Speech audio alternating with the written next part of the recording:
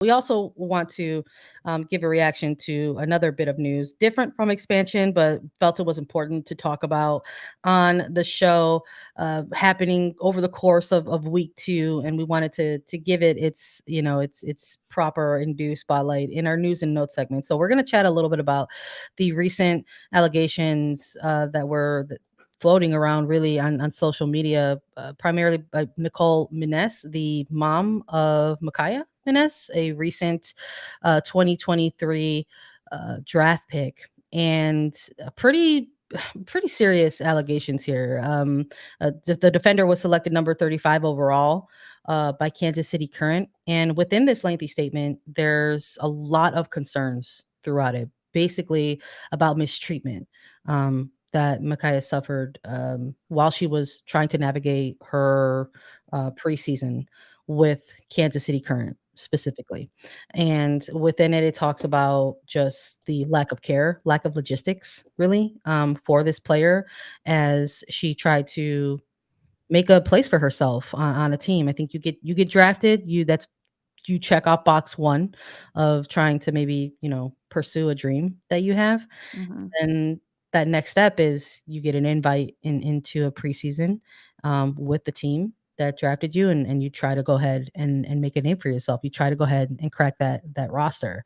But two very different experiences that Nicole Miness highlights within this, because Mykiaa ends up having what she considers a very poor experience with Kansas City, but then also has a different experience with Orlando Pride.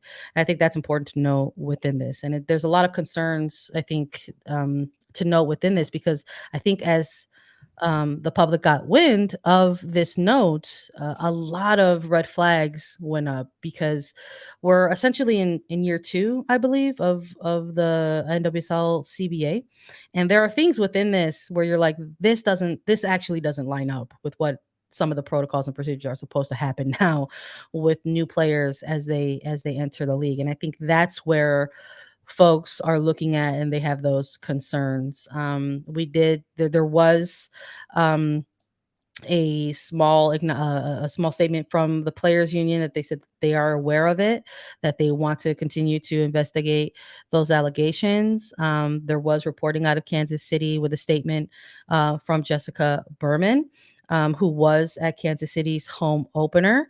Meg Linehan reporting that Berman was quoted as saying, "I was on the plane yesterday flying to Kansas City when the post came out, and it was immediately brought to my attention. When I landed, I called Megan Burke, who is the executive director of the PA. I spoke to Angie and Chris Long, owners of Kansas City Current, and we were on the phone very early this morning, all parties together. We share a commitment in that we all take this really seriously. We want to understand what happened in this circumstance. We're incredibly sad that that was her experience, and we want to see how we can improve in the future and learn from this. So I have a lot of confidence with the people that are around the table, both proactively to create positive environments, as well as for the people who are prepared to be responsive in real time when there are challenges, and we're committed to seeing it through." So that's really where things are at right now. There hasn't been a further announcement about details of an investigation or results of that. But just really, really sucks to see that this is like kind of still an experience that a player has to Right. go through in light of some of the strides that have been made in the build up to this season. Yeah, I mean, really devastating, these allegations, right? Like having to not feel supported or accepted by a team that you were drafted by, meaning that they have a little bit of interest in you.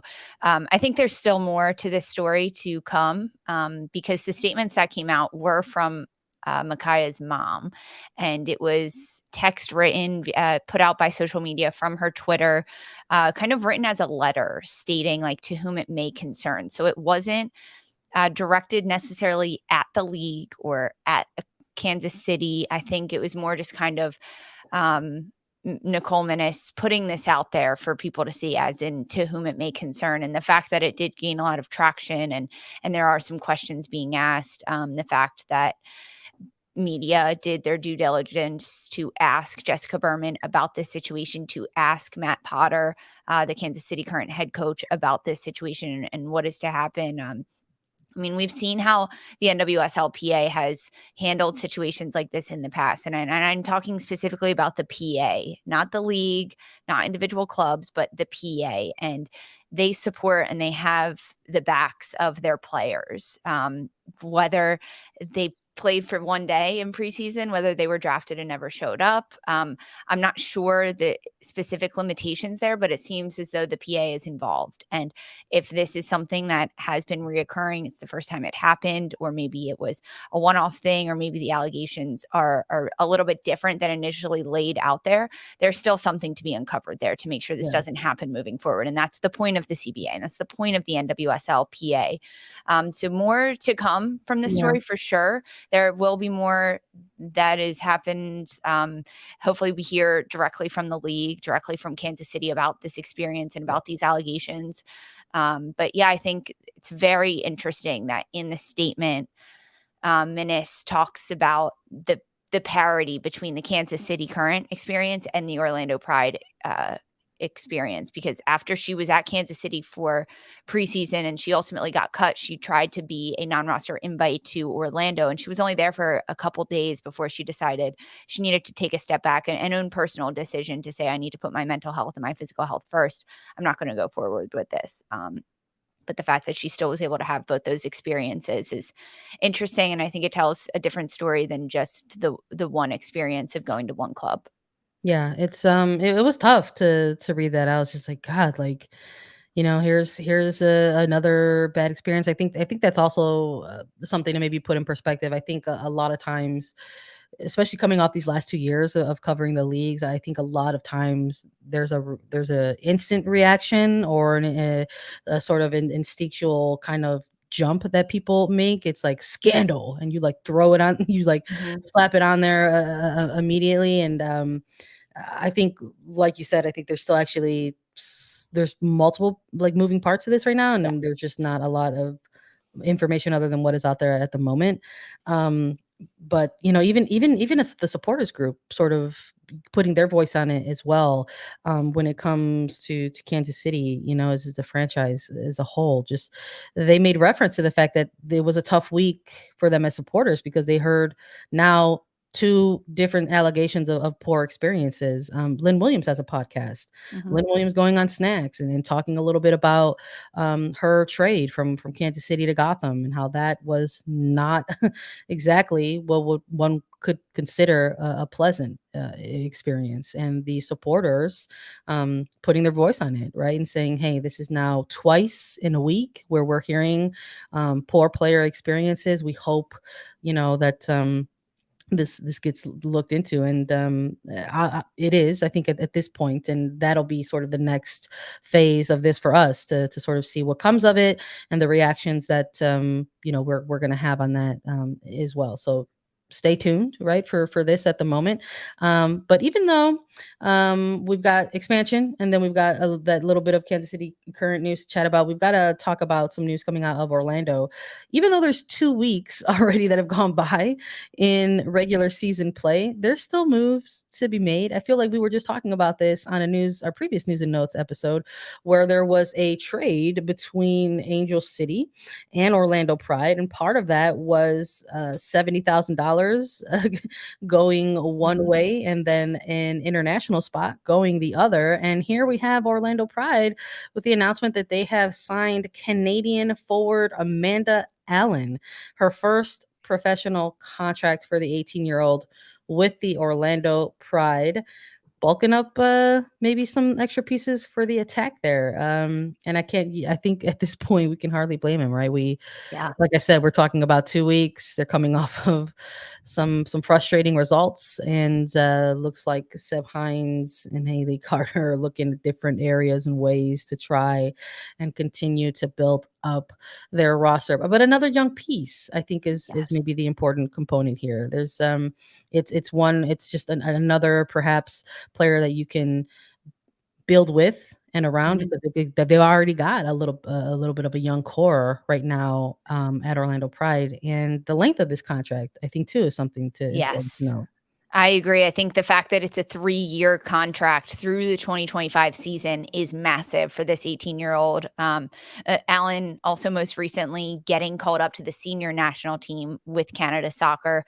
So currently training with them as it is an international window. And this will be her first senior national team call up. But she has so much youth Canada experience, right? She in 2022 at the CONCACAF U17 championship, she won bronze in the DR. She scored goals throughout that. I mean, this is definitely a big attacking piece that Orlando looks to add to their roster. But again, it's young. I mean, when we did our team by team previews, we talked about Orlando and how they are a team that is in the rebuild phase, and they've now got Seb Hines as the head coach, and it'll be his first full year at the helm of Orlando. But can they lay down the first level of foundation to continue to build? Or is it going to be a back to ground zero? And sometimes I have questions when I look at a young player like Amanda Allen being just 18 years old, and how much is that going to impact the team this year? And although Allen is incredibly talented and she's got international experience, it's a lot to be said to ask an 18-year-old to kind of use the team to build around them. So still a lot of question marks at Orlando, but this is a step in a great direction. I think the future is very bright for Allen in the NWSL, and with Orlando for sure. Yeah, I think it's a good piece. I think it's a smart pickup. I think if the idea is that you're fully taking that real first step into a rebuild for the Pride, you maybe want to build around young players who are going to be bought into this kind of longer term project. I mean, if she's already playing at the international level, I would imagine that this is a player that's likely ready to go pro and take that next step. So I like it. I'm excited for the deal, and curious about it as well, in terms of where maybe Coach Hines has, can see where this player is going to get plugged in for the team. But we likely won't see that until well after the international break. So we'll stay tuned on that.